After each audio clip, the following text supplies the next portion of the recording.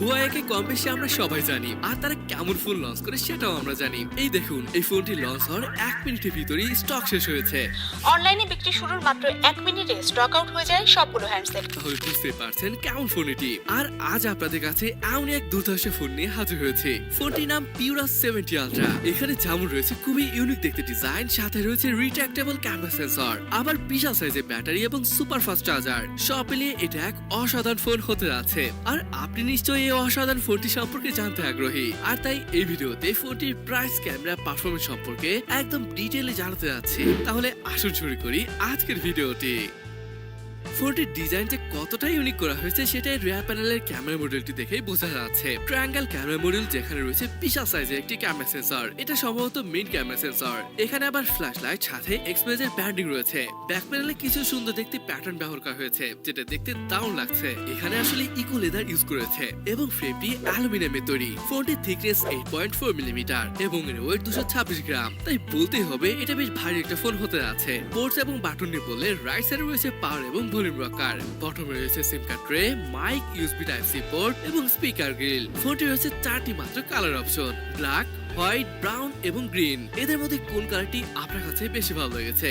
যাই হোক, এই ফোনটিতে কিন্তু IP68 এর রেটিং রয়েছে, যার কারণে ফোনটি পানির নিচে সর্বোচ্চ 2 মিটার পর্যন্ত 30 মিনিট থাকতে পারে। হ্যাঁ ব্রো, ফোনটির ডিসপ্লেটি আসলেই দারুণ ছিল। এই দেখুন, এটার বেজেল এবং চিনকে কতখানি পাতলা করা হয়েছে, একদমই নেই বললেই চলে। যাই হোক, এখানে ব্যবহার করা হয়েছে 6.8 ইঞ্চের ওয়েলেড প্যানেল। এটি LTPO ডিসপ্লে, অর্থাৎ 1 থেকে 120 হার্টজ পর্যন্ত কাজের উপর নির্ভর করে রিফ্রেশের পরিবর্তন হবে, যার কারণে পাওয়ার অপচয়ও কম হবে। ডিসপ্লেটির রেজোলিউশন 2844x1260 পিক্সেল এবং পিক্সেল ডেনসিটি 460 ppi। এছাড়া এখানে লো লাইট কন্ডিশনের জন্য রয়েছে 1440,000 হাই ফ্রিকোয়েন্সি PWM ডিমিং। যেহেতু ডিসপ্লেটি ব্রাইটনেস 2500 নিটস, যার ফলে বোঝা যাচ্ছে ডিসপ্লেটি কতটা ব্রাইট হবে। আপনি যদি একদম রোদের ভিতরে থাকেন, তারপর ডিসপ্লেটির কন্টেন্ট দেখতে অসুবিধা হবে না। আর হ্যাঁ, যখন ফ্ল্যাগশিপ ফোনের কথা বলছি, তখন ডিসপ্লেটির প্রোটেকশনের কথা তো আসবেই। এখানে রয়েছে সেকেন্ড জেনারেশন কুলুন গ্লাস, যেটা ডিসপ্লেটিকে সুরক্ষা দিবে। এবার আসুন ফোনটির পারফরমেন্সের কথা বলি।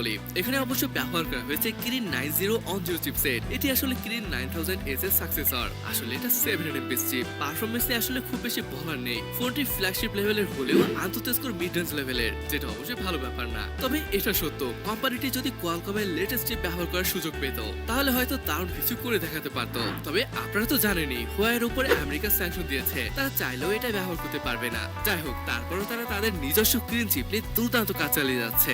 এখন আসুন এই ফোনটির ব্যাটারি নিয়ে কথা বলি। এখানে পেয়ে যাচ্ছেন 5200 mAh এর বিশাল সাইজের ব্যাটারি। শুধু তাই নয়, এখানে রয়েছে 10 ওয়াটের সুপার ফাস্ট চার্জিং। এছাড়াও এখানে 80 ওয়াটের ওয়্যারলেস চার্জিং সহ 20 ওয়াটের রিভার্স ওয়্যারলেস চার্জিং এর সুবিধা দেওয়া হয়েছে, যেটা ভালো লাগার মতো ব্যাপার ছিল।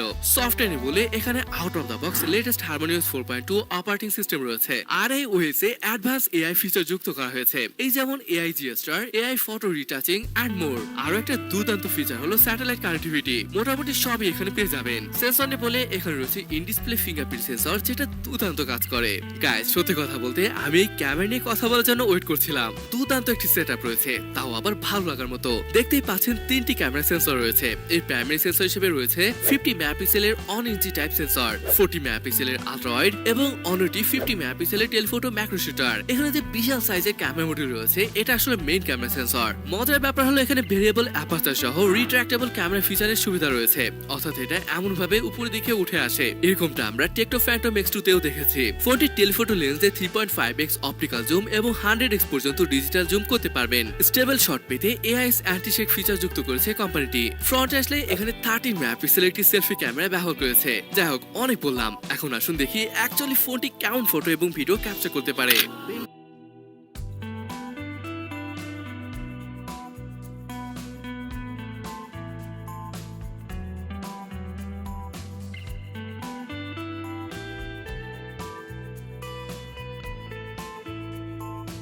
ভ্যারিয়েন্টটি লঞ্চ হয়েছে 16512 এবং 16 TB।